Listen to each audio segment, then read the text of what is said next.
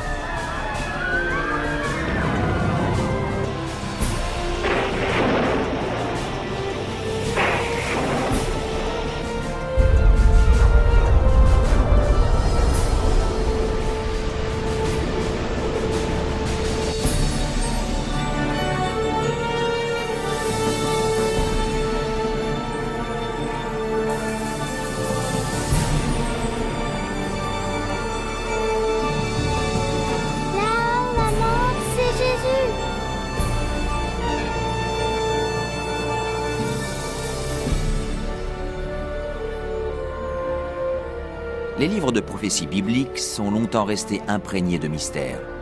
Textes anciens, nombres cryptiques, images symboliques, tous décrivent d'épouvantables événements apocalyptiques proches. Est-il vraiment possible de les comprendre? Qu'est la marque de la bête? Serait-ce, comme certains le prétendent, une puce implantée sous la peau? Quelque chose de plus insidieux? Et l'Antéchrist? Ce sinistre ennemi de Dieu a-t-il déjà fait son apparition? Ou est-il encore à attendre dans l'ombre? La fin du monde sera-t-elle déclenchée par des attaques terroristes? Serons-nous témoins des horreurs d'Armageddon et des 7 dernières plaies? Que faut-il savoir pour ne pas être laissé pour compte lorsque le Seigneur reviendra? Reconnaîtrons-nous les derniers jours et saurons-nous à quoi nous attendre? Vous allez découvrir ce que la Bible dit réellement sur les événements terrestres de la fin des temps. Joignez-vous à moi et découvrons ensemble les faits se cachant derrière la fin du monde dans la prophétie biblique.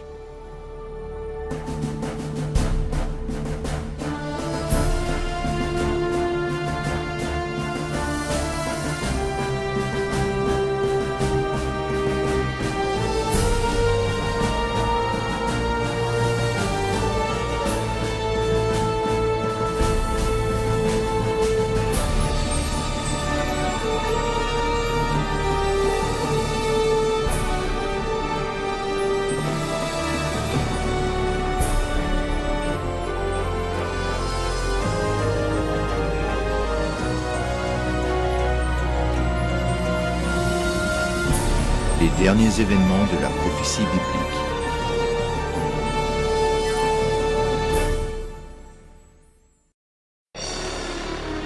Les signes de la fin.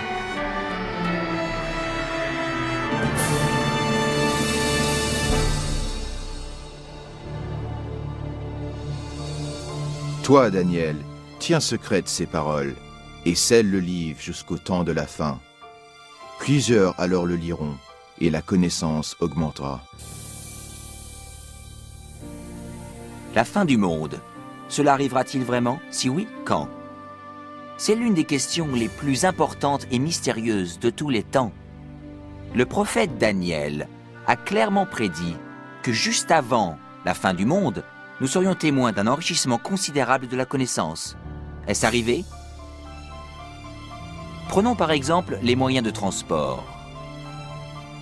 Durant 60 siècles, l'homme ne pouvait pas voyager plus vite qu'à cheval. Désormais, les voyages qui auparavant nécessitaient des mois se font en quelques minutes.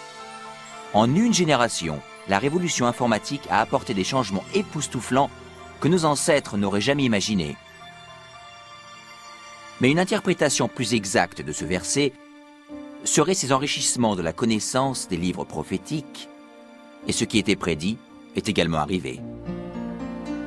Mais les récits de Daniel ne sont pas les seuls qui parlent des événements des derniers jours. Que peut-il se cacher dans les anciens textes des Écritures? Vous entendrez parler de guerre et de bruit de guerre. Gardez-vous d'être troublés, car il faut que ces choses arrivent. Mais ce ne sera pas encore la fin. Et il y aura, en divers lieux, des famines et des tremblements de terre. Tout cela ne sera que le commencement des douleurs. En regardant autour de nous, force est de constater que les puissances politiques et naturelles ont fait de ce monde moderne un endroit de plus en plus dangereux. Pensez-y. Au cours des 100 dernières années, le monde a dû essuyer 2 guerres mondiales et de nombreux autres conflits majeurs, sans parler de la montée du terrorisme international. À ajouter à cela l'augmentation de catastrophes naturelles mortelles, tremblements de terre, incendies, inondations, tempêtes et dérèglements climatiques. Tout cela ravageant notre planète.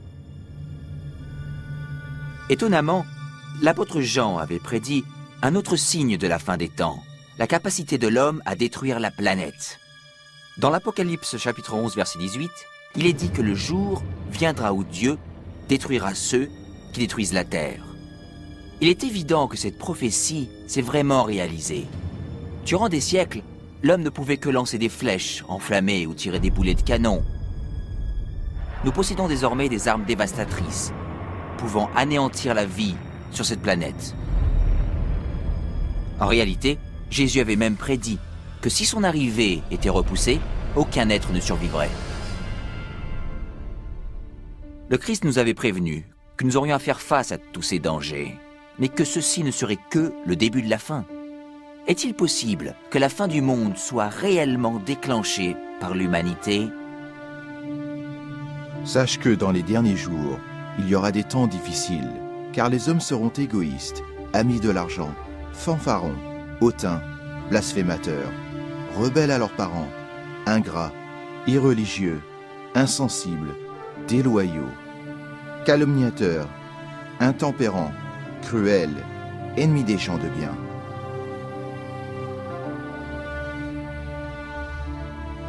Quiconque ayant vécu durant les dernières décennies ne peut nier la chute libre de la morale dans notre société moderne. Chaque génération repousse les limites d'une conduite acceptable. Chaque nouvelle génération évolue donc dans un contexte moins moral que la précédente. Malheureusement, cette tendance semble inexorable. À l'époque de Noé, la décadence conduisait à la destruction avec le déluge. Au temps de Lot, la dépravation perverse de Sodome et Gomorrhe conduisit à la destruction de ces cités par le feu divin. Ce qui arriva du temps de Lot arrivera pareillement. Les hommes mangeaient, buvaient, achetaient, vendaient, plantaient, bâtissaient. Mais le jour où Lot sortit de Sodome, une pluie de feu et de soufre tomba du ciel et les fit tous périr. Il en sera de même le jour où le Fils de l'homme paraîtra. Est-il possible qu'aujourd'hui, la perversion et l'immoralité puissent encore appeler les jugements du ciel? En plus du déclin moral de la société, la Bible prévoit également une montée en flèche du spiritualisme et de l'occultisme dans les derniers jours. Mais l'Esprit dit expressément que dans les derniers temps, quelques-uns abandonneront la foi pour s'attacher à des esprits séducteurs et à des doctrines de démons. La communication avec les morts, longtemps interdite par les Écritures, est maintenant largement acceptée, même dans les églises modernes. Les émissions de télé et les films mettant en scène la sorcellerie et les sciences occultes sont extrêmement populaires, surtout chez les jeunes. Malgré cette immoralité et cet étouffant spiritualisme, la Bible nous enseigne que là où le péché abonde, la grâce abonde d'autant plus. La promesse qu'a faite Jésus quant à la propagation mondiale de l'Évangile juste avant son retour offre un espoir profond. Cette bonne nouvelle du royaume sera prêchée dans le monde entier pour servir de témoignage à toutes les nations. Alors viendra la fin. La tâche de répandre l'Évangile aux 4 coins de la terre, qui autrefois paraissait insurmontable, devient vite une réalité. Grâce aux missionnaires, aux livres, aux cassettes, aux émissions satellites et à l'Internet, l'évangélisation s'accélère autour du monde. Le message du Sauveur n'a jamais été aussi répandu qu'aujourd'hui. La Bible révèle que nous vivons actuellement les derniers jours de la Terre. L'amélioration de la connaissance, l'instabilité globale, le déclin moral et l'intérêt démesuré pour l'occultisme prouvent que la fin est proche. Les signes de la fin sont bel et bien visibles. Mais il y a plus. La Bible annonce aussi que ce sont ces forces opposées du bien et du mal qui conduiront le monde à la bataille finale d'Armageddon. Bientôt, une crise mondiale encore inconnue plongera la planète entière dans les événements les plus terribles jamais vus encore. Car alors, la détresse sera si grande qu'il n'y en a point eu de pareil depuis le commencement du monde jusqu'à présent, et qu'il n'y en aura jamais. Quelle catastrophe déclenchera cette crise? Et quand aura-t-elle lieu? Se peut-il que ce soit un acte terroriste dévastateur? Un crash économique? Ou même un tremblement de terre, un astéroïde ou autre cataclysme? Une catastrophe chimique ou un fléau biologique mortel? Peut-être un mélange de tous ces désastres. Mais même si la Bible ne révèle pas l'événement précis, elle annonce les scènes dramatiques qui y succéderont. Dans notre rubrique suivante, vous en découvrirez plus sur ces événements renversants, terrifiants, que la majorité des chrétiens ne sont pas prêts à affronter.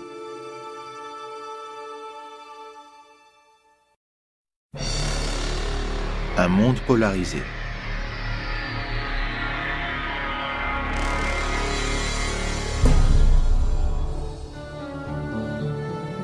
Alors que la fin du monde approche, les leaders mondiaux se battent contre les multiples catastrophes. Pendant ce temps, les chrétiens fidèles à Dieu font l'expérience d'un merveilleux élan d'énergie venant du Saint-Esprit. Après cela, je vis descendre du ciel un autre ange, qui avait une grande autorité, et la terre fut éclairée de sa gloire. Ce grand pouvoir qui illumine le peuple de Dieu, c'est le Saint-Esprit. Avec une sainte audace, il témoigne pour Dieu, implorant les églises pour qu'elles se réforment et appelant les égarés à venir vers le Christ. Il respecte la parole de Dieu et encourage le monde à se repentir et à obéir aux commandements divins. Une atmosphère de renouveau se répand sur la planète et il appelle tous les pasteurs et les membres de l'Église à sauver les âmes. Alors que l'œuvre du Saint-Esprit augmente et les manifestations occultes s'intensifient, des démons trompeurs apparaissent par milliers en se faisant passer pour des êtres aimés, décédés ou des saints du passé. Ils parlent de paix et d'espérance en présentant des doctrines pleines d'erreurs, subtiles et dangereuses.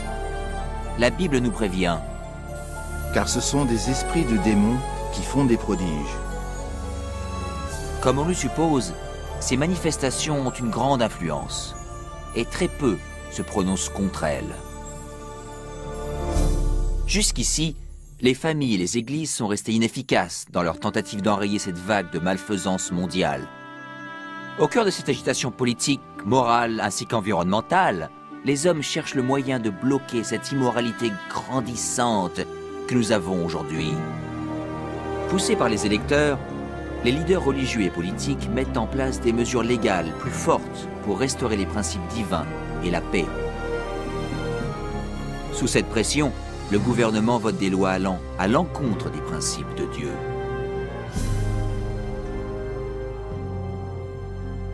Mais ce n'est pas la première fois dans l'histoire que cela se produit. Rappelez-vous l'histoire de Daniel, chapitre 3, lorsque le roi babylonien Nabuchodonosor ordonna à tout son royaume de se prosterner et d'idolâtrer l'imposante statue qu'il avait faite sculpter. 3 jeunes Hébreux savaient que cet ordre était contraire au 2e commandement concernant l'idolâtrie. Déterminés à rester fidèles à Dieu, ils refusèrent de se prosterner. Le roi les fit jeter au bûcher. Mais Dieu intervint miraculeusement et leur sauva la vie. Et il y a également l'histoire de Daniel dans la fosse aux lions, lorsque le roi de Perse proclama une loi interdisant de vénérer tout autre dieu que lui-même durant 30 jours. Daniel savait qu'en obéissant à cette loi, il devait violer le premier commandement de Dieu. Il continuait à prier Dieu ouvertement et quotidiennement, mettant sa vie en danger. Les ennemis de Daniel rapportèrent ces faits au roi qui, à contre-cœur, fit jeter son fidèle servant dans la fosse aux lions. Dieu manifesta encore son pouvoir et épargna miraculeusement la vie de Daniel. Et de la même manière, l'Apocalypse prédit qu'une force maléfique poussera les gouvernements à mettre en vigueur des lois indiquant comment l'on est censé adorer Dieu. Elles sembleront promouvoir la moralité. En réalité, elles prépareront le monde à accepter la marque de la bête et l'Antichrist. Car il s'élèvera de faux Christ et de faux prophètes. Ils feront de grands prodiges et des miracles, au point de séduire, s'il était possible, même les élus. Alors, dans ces moments de crise, lorsque le monde cherchera désespérément la délivrance et la stabilité mondiale, l'aide apparaîtra sous une forme des plus surprenantes. Partout autour de la planète, on entendra ce cri « Jésus est arrivé, Jésus est revenu ». Un être rayonnant et charismatique se présentera comme le Fils de Dieu. Une nuée de reporters affluera pour voir cet être surnaturel faire des miracles. Ils l'entendront répéter les mots prononcés par Jésus dans les Écritures. Cet événement sera retransmis via satellite et des millions de gens croiront, à tort, que cette apparition confirme les Écritures. Il sera vu de tous. Beaucoup de religions attendent la venue imminente d'un sauveur. Et cet être radieux paraît être la réponse à toutes leurs prières. Mais dans le deuxième épître Corinthiens, la Bible met en garde contre Satan sous l'apparence d'un ange de lumière. Ce n'est pas Jésus que les hommes accueillent à bras ouverts, mais Satan, se faisant passer pour le Fils de Dieu. Et ce faisant, le diable est ainsi capable de réunir les hommes et de renforcer ainsi son système de culte trompeur. Il réalise alors la plus grande imposture jamais commise envers la race humaine.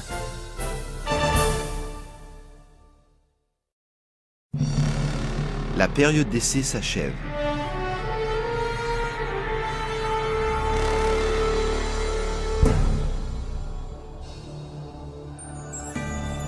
Les tromperies de Satan sont une force puissante de motivation dans le monde. La plupart des leaders spirituels acceptent le grand imposteur ainsi que son faux système de culte.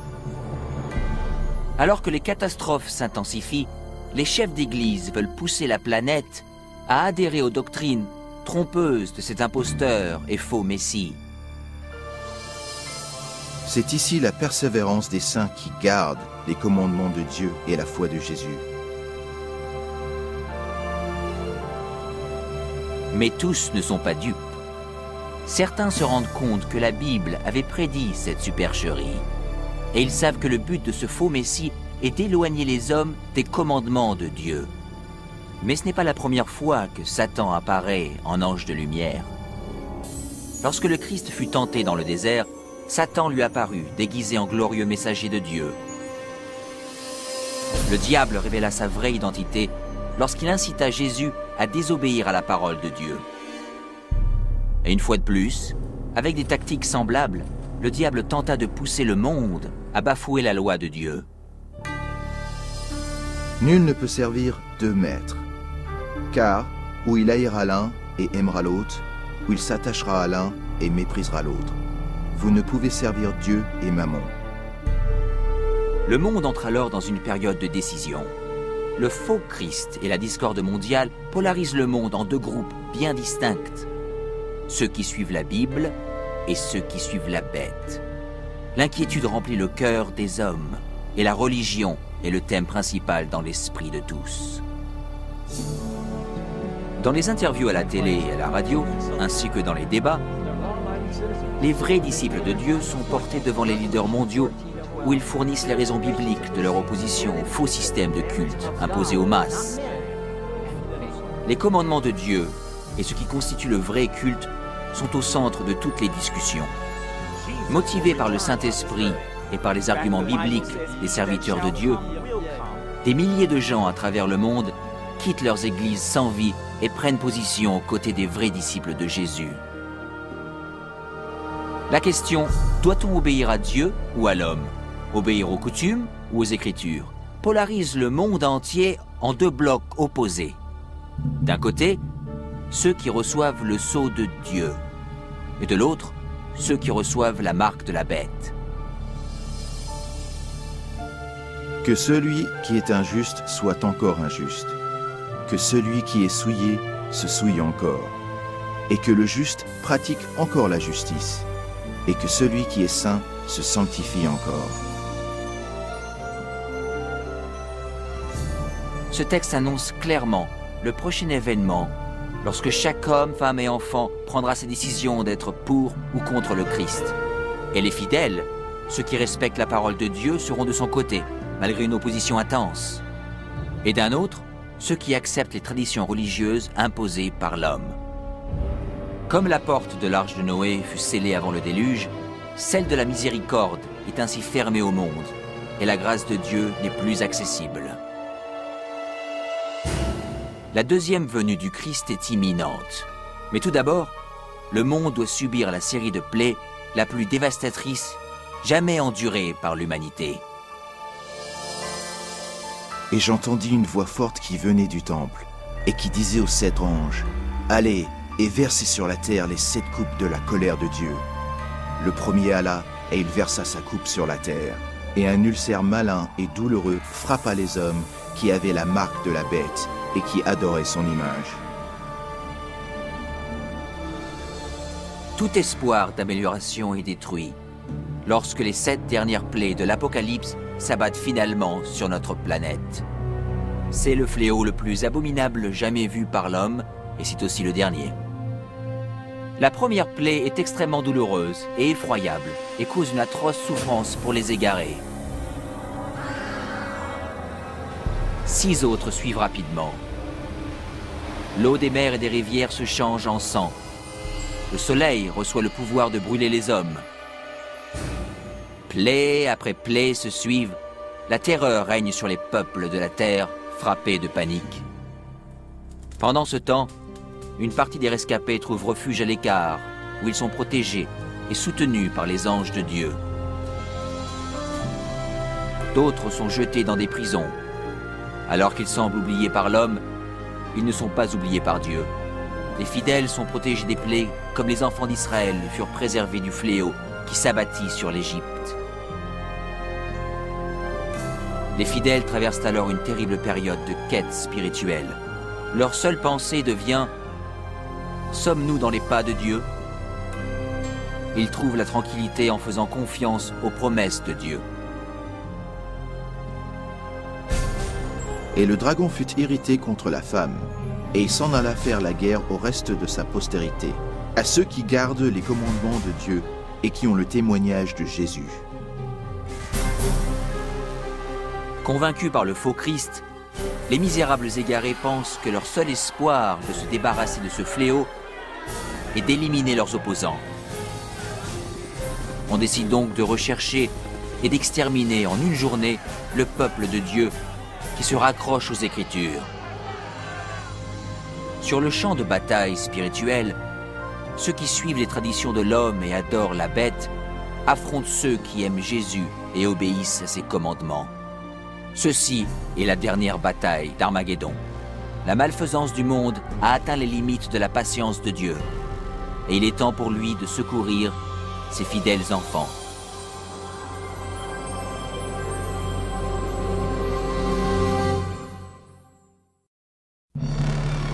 Le retour du roi.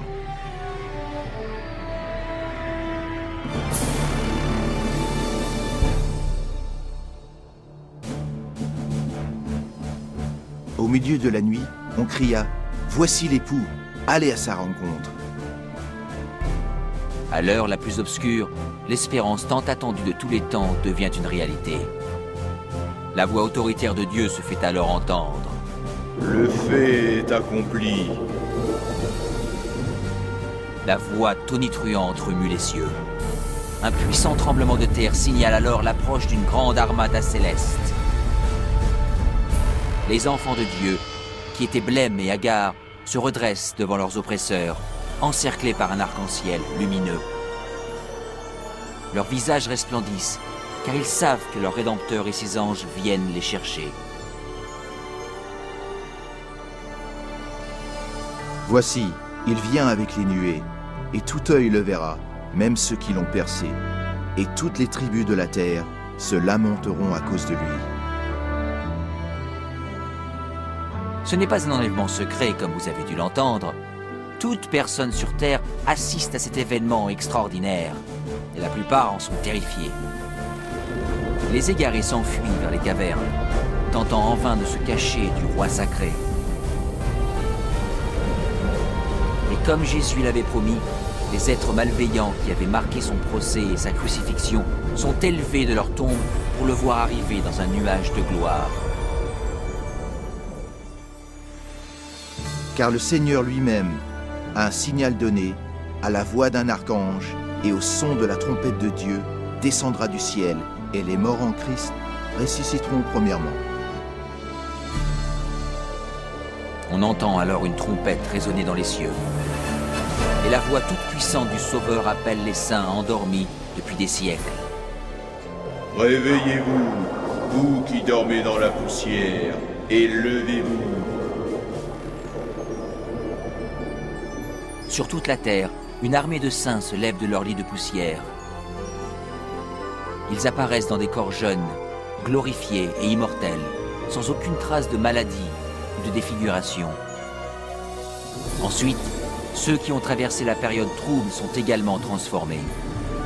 Ils reçoivent un nouveau corps, beau et immortel. Les âmes perdues, terrifiées, regardent avec angoisse cette scène surprenante. Ensuite, nous, les vivants, qui serons restés, nous serons tous ensemble, enlevés avec eux sur des nuées, à la rencontre du Seigneur dans les airs. Et ainsi, nous serons toujours avec le Seigneur. Les âmes transformées s'élèvent au-dessus de la destruction, laissant le monde en convulsion.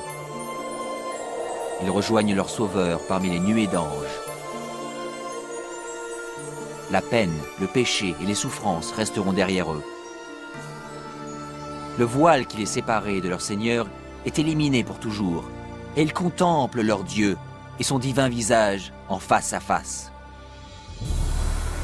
Ce que tuera l'Éternel en ce jour seront étendus d'un bout à l'autre de la terre. Ils ne seront ni pleurés, ni recueillis, ni enterrés. Ils seront comme du fumier sur la terre.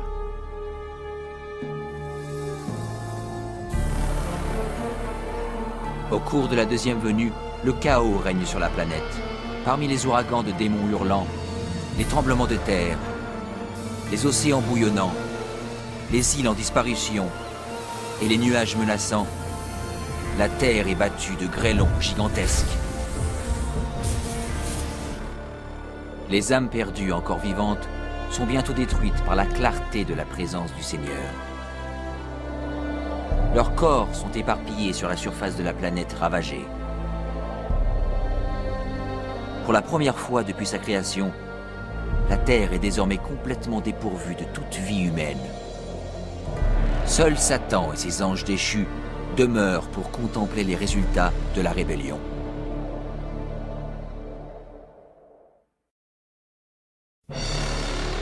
Millénium.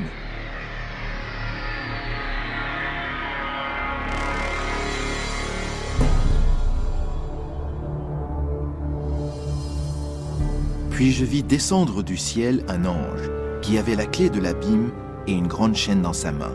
Il saisit Satan et il le lia pour 1000 ans.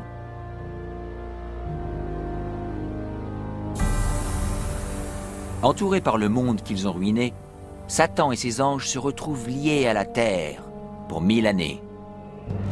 Ils sont emprisonnés sur cette planète sombre, déserte et abyssale. Seul avec ses démons, Satan doit attendre et méditer sur sa punition future. De tous côtés, il ne voit que villes dévastées, forêts brûlées et eaux desséchées, terribles conséquences de sa guerre contre le ciel. Coincé dans une vaste fosse sans fond, avec personne à tenter ou manipuler, il est misérable.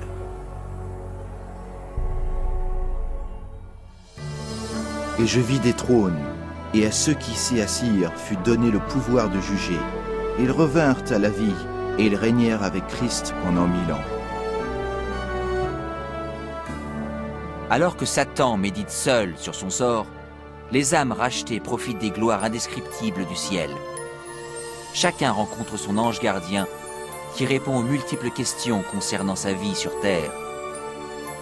Puis Dieu, dans un acte ultime de révélation, les invite tous à participer au jugement des âmes perdues en ouvrant leur dossier. Les rachetés peuvent voir pour quelles raisons ceux qu'ils pensaient retrouver au paradis n'y sont pas.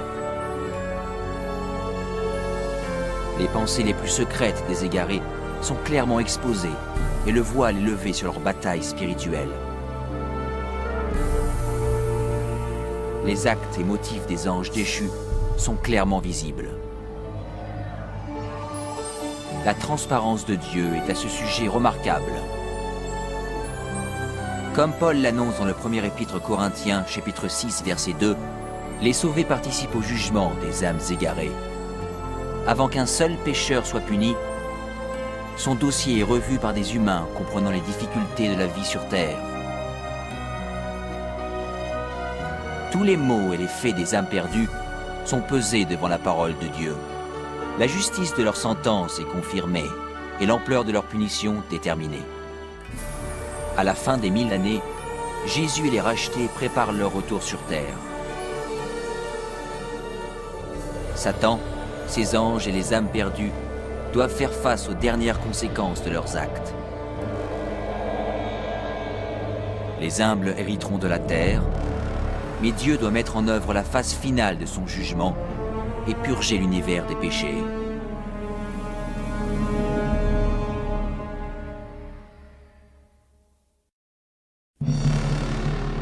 La fin des péchés.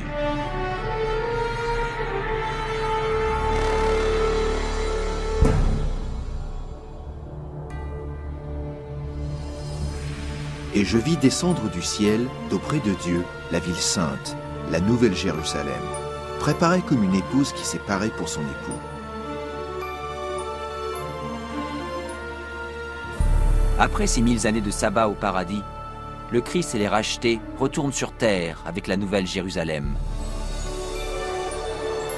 En s'approchant de la planète dévastée, Jésus ordonne aux âmes perdues de sortir de leur tombe poussiéreuse.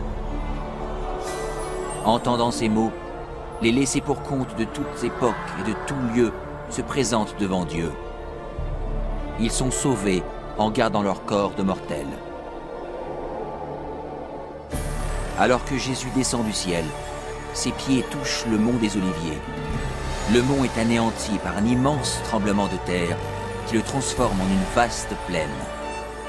La nouvelle Jérusalem, la cité massive de Dieu, descend alors des cieux et ses fondations se posent sur la plaine que Jésus a préparée.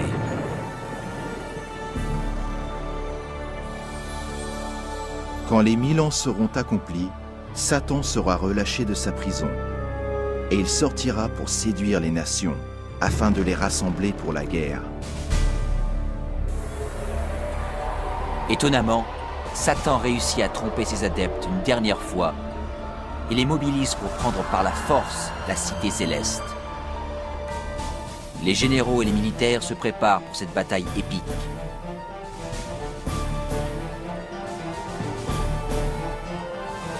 Les âmes perdues prouvent ainsi que leur cœur n'a pas changé. S'ils le pouvaient, ils renverseraient Dieu de son trône et s'empareraient de la cité sainte. Ils se rendent compte que cette guerre inutile est en réalité perdue d'avance. Le jugement dernier est arrivé. Et je vis les morts, les grands et les petits, qui se tenaient devant le trône. Des livres furent ouverts, et les morts furent jugés selon leurs œuvres.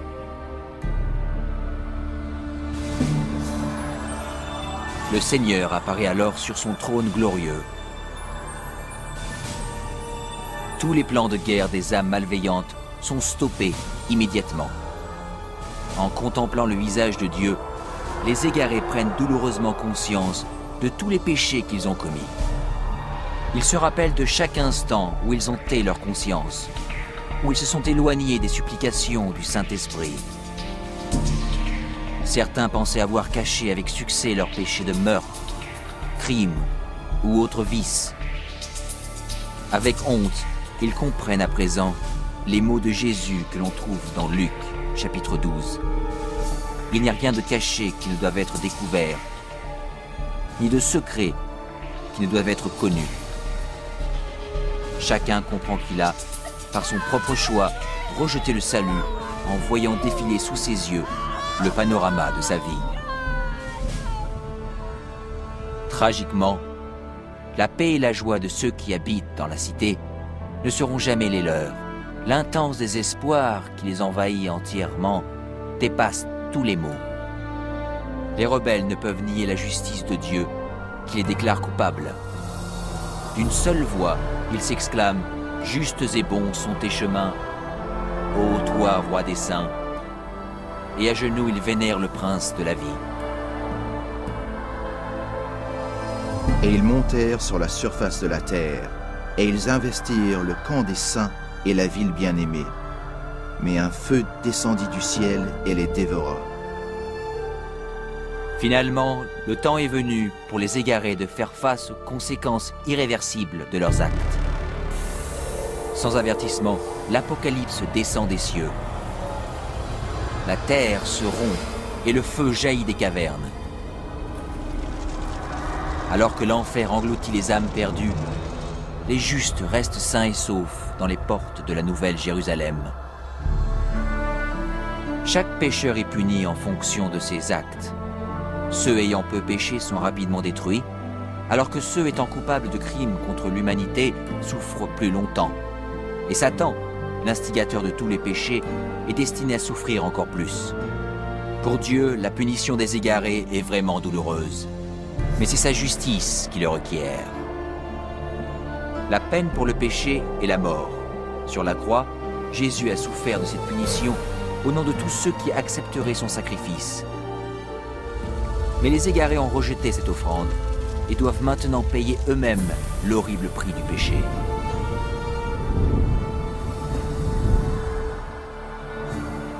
Car voici, le jour vient, ardent comme une fournaise. Tous les hautains et tous les méchants seront comme du chaume. Mais pour vous qui craignez mon nom, car ils seront comme de la cendre sous la plante de vos pieds. Alors que les dernières braises de la punition refroidissent, les citoyens de l'univers élèvent leur voix et prient Dieu pour que le règne de terreur de Satan soit à jamais terminé. La paix de l'univers est en sécurité. Dieu porte désormais son attention sur la création d'un nouvel Éden et d'une nouvelle terre.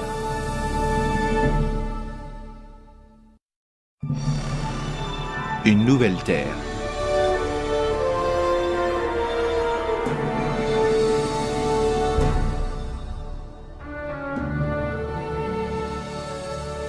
Puis je vis un nouveau ciel et une nouvelle terre, car le premier ciel et la première terre avaient disparu.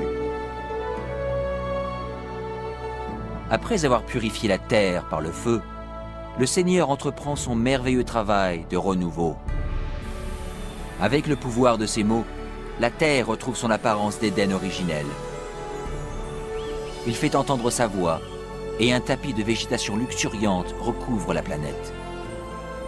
Sous son commandement, la terre et l'eau regorgent de vie. D'innombrables créatures magnifiques explorent le nouveau paradis.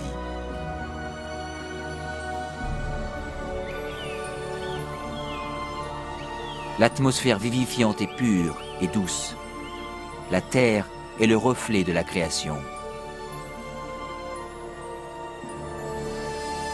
Il essuiera toute larme de leurs yeux, et la mort ne sera plus, et il n'y aura plus ni deuil, ni cri, ni douleur, car les premières choses ont disparu.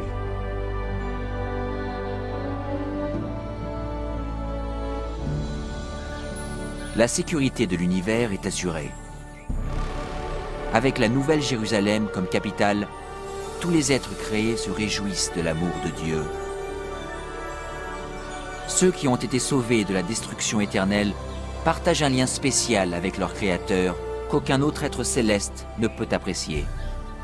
Alors que les péchés et les pécheurs ont été détruits pour toujours, une trace de la grande rébellion demeure. Qu'est-ce que t'as à la main?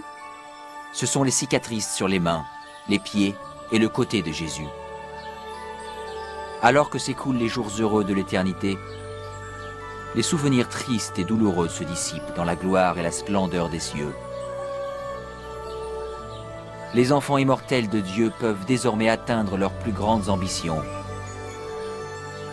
La recherche de connaissances illimitées stimule l'esprit. Sans les contraintes d'une vie terrestre, les rachetés sont libres d'explorer les merveilles de l'univers infini de Dieu.